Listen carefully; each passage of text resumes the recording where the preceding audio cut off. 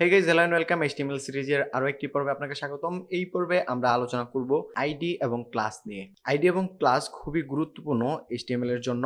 এই ভিডিওতে জাস্ট আমরা দেখব আইডি এবং ক্লাস কেন ব্যবহার করা হয়ে থাকে এবং কিভাবে ব্যবহার করতে হয়। তো চলুন নরমালি আমরা যে ট্যাগগুলো শিখেছিলাম সেই ট্যাগগুলো থেকেই কাজটা শুরু করি। আমরা প্রথমে একটা h2 ট্যাগ নিচ্ছি, h2 ট্যাগ নিলাম এন্ড দেন আমি লিখে দিলাম দিস ইজ আওয়ার হেডিং।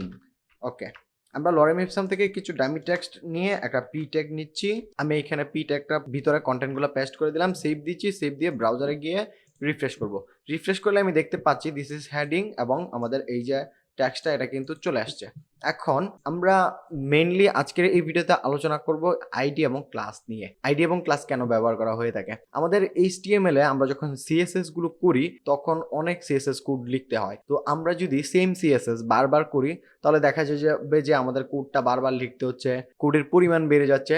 এইগুলো কমানোর জন্য সিএসএস এর ক্লাস নেওয়া হয়, এক একটা এলিমেন্টকে আলাদাভাবে আইডেন্টিফাই করার জন্য সিএসএস এর ক্লাস নেওয়া হয়, আইডি নেওয়া হয়। আমি একটু এক্সাম্পল দিই তাহলে আপনি বুঝতে পারবেন। লেটস সে আমরা এইখানে চাচ্ছি যে আমরা এখানে একটা অ্যাট্রিবিউট নেই, নরমালি যেভাবে করতাম সেটা আগে দেখি। আমরা একটা অ্যাট্রিবিউট নিলাম, ব্যাকগ্রাউন্ড দিয়ে দিলাম রেড। ওকে, ফ্রন্ট এন্ডে গিয়ে রিলোড দেই, আমাদের ব্যাকগ্রাউন্ড রেড হলো, ঠিক আছে। এন্ড দেন আমি চাচ্ছি এটার কালার হবে, যে কোনো একটা কালার দিতে চাচ্ছি, কালার ইয়েলো। টেক্সটের কালার যেটা সেটা হবে ইয়েলো। ওকে, আমরা দিলাম, দেখুন এটা কিন্তু কাজ করছে।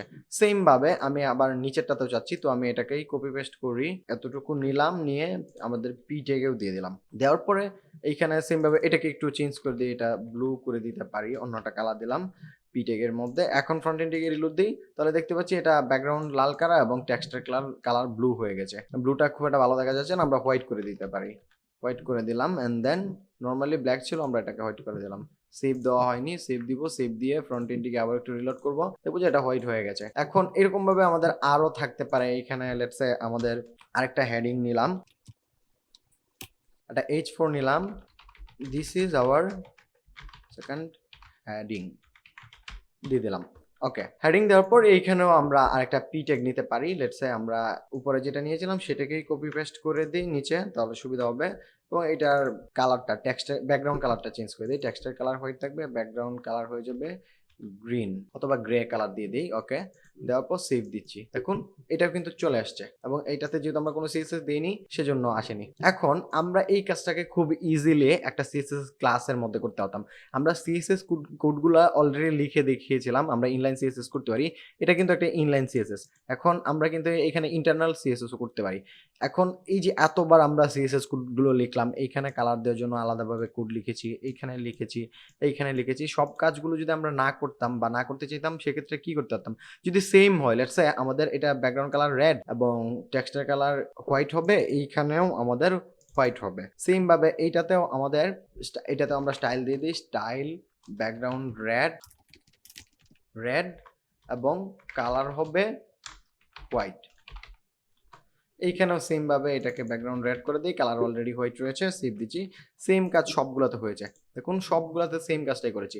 এখন এখানে কিন্তু আমার অনেক সিএসএস লিখতে হয়েছে। আমি যদি ক্লাস ইউজ করতাম তাহলে সেটা ইজিলি করতে পারতাম এবং এত এত সিএসএস আমার লেখার প্রয়োজন পড়তো না। দ্যাটস আমরা একটু দেখি, আমরা এখানে ইন্টারনাল সিএসএস করি। তো আমাদের একটা ট্যাগ নিতে হবে ইন্টারনাল সিএসএস লেখার জন্য, স্টাইল। স্টাইল লেখার পর আমরা এইখানে আমাদের কোডগুলো লিখবো। কোডগুলো লেখার জন্য এইখানে জাস্ট আমরা সবগুলোতেই এইখানে স্টাইল এইগুলো তুলে দেব, যতগুলো রয়েছে সবগুলো তুলে দিয়ে ব্ল্যাঙ্ক করে দিচ্ছি,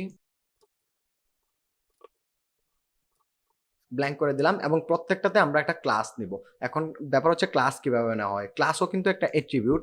আমরা অ্যাট্রিবিউটগুলো কিভাবে নেই, অ্যাট্রিবিউটগুলো নেই, আমরা অ্যাট্রিবিউটের নাম দেই এন্ড দেন এটার ভিতরে একটা ভ্যালু প্লেস করতে হয়। এইখানে ভ্যালু হিসাবে আমাদের ডিফল্ট কোনো ভ্যালু নেই, আমরা ক্লাসের নাম যে কোনো কিছুই দিতে পারি। তো লেটস সে আমি এখানে দিলাম বিজি কালার। ওকে, বিজি কালার নামে একটা ক্লাস দিলাম। এইভাবে সবগুলোতে এই সেম ক্লাসটা দিয়ে দিব। জাস্ট সবগুলোতে না, আমরা আপাতত একটাতে দিই। দেওয়ার পরে এইখানে আমরা ইন্টারনাল সিএসএস এ বিজি ক্লাসটাকে কিভাবে ধরবো, যেহেতু এটা একটা ক্লাস, ক্লাসটাকে ধরার জন্য ডট দিতে হবে এন্ড দেন ক্লাসের নামটা লিখতে হবে। তো আমাদের ক্লাসের নাম বিজি কালার, তারপর প্যারেন্থেসিস দিব, দেওয়ার পর এইখানে আমরা কোডগুলো সিএসএস কোডগুলো করব। তো আমরা এখানে ডিফল্টলি কি করেছিলাম, আমরা একটা ব্যাকগ্রাউন্ড কালার দিয়েছিলাম রেড, ব্যাকগ্রাউন্ড কালার রেড দিলাম এবং কালার টেক্সট কালার দিয়েছিলাম হোয়াইট, সেমটা দিলাম। দেওয়ার পর এখন যদি ফ্রন্ট এন্ডে যাই তাহলে দেখবো যে আমাদের এই যে প্রথমটা যেটাতে ক্লাস ইউজ করেছি একই ক্লাস কিন্তু কাজ কিন্তু আমরা ক্লাস ইউজ করে করতে পারছি।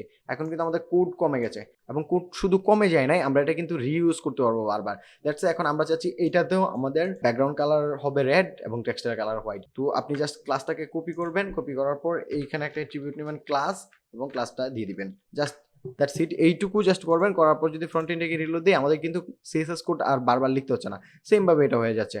আমি যদি এই কাজটা সেম ভাবে অন্যগুলোতে করতে চাই, লেটস সে এই H4 এ করতে চাচ্ছি, আমরা জাস্ট এইখানে দিব ক্লাস, ক্লাস দেওয়ার পর আমরা ক্লাসটাকে নামটা দিয়ে দেবো, সেম নামটা দিতে হবে। জাস্ট এইটাতেও এইখানে যে পি ট্যাগটা রয়েছে সেইখানেও ক্লাস দিব, ক্লাস দেওয়ার পর বিজি কালার দিয়ে দিব, দ্যাটস ইট। এই এতটুকু করলেই আমরা দেখবো যে সবগুলোতে আমাদের পেয়ে যাবে।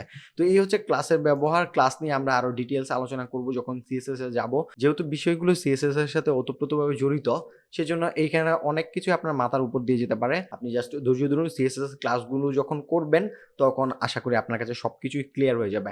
এখন ক্লাস তো গেল, ক্লাসের পর হচ্ছে আমাদের আইডি এবং ক্লাসের কনসেপ্টটা প্রায় সেম, বাট এখানে ডিফারেন্স হচ্ছে আমরা এখানে ক্লাস কিন্তু বারবার অনেক জায়গায় ব্যবহার করতে পেরেছি, কিন্তু আইডির ক্ষেত্রে আইডি হচ্ছে ইউনিক। আপনি একটা ডকুমেন্টে একবারই শুধু একই নামে আইডি ব্যবহার করতে পারবেন, ভিন্ন ভিন্ন নামে ব্যবহার করতে পারবেন, বাট আপনার আইডিটা ব্যবহার করতে হবে এক নাম, একবারের বেশি ব্যবহার করতে পারবেন না, মানে আইডিটা হবে ইউনিক। দ্যাটস এ আমরা এখানে একটা H2 নেই, এটা হচ্ছে আমাদের হেডিং একটা দিয়ে দিলাম।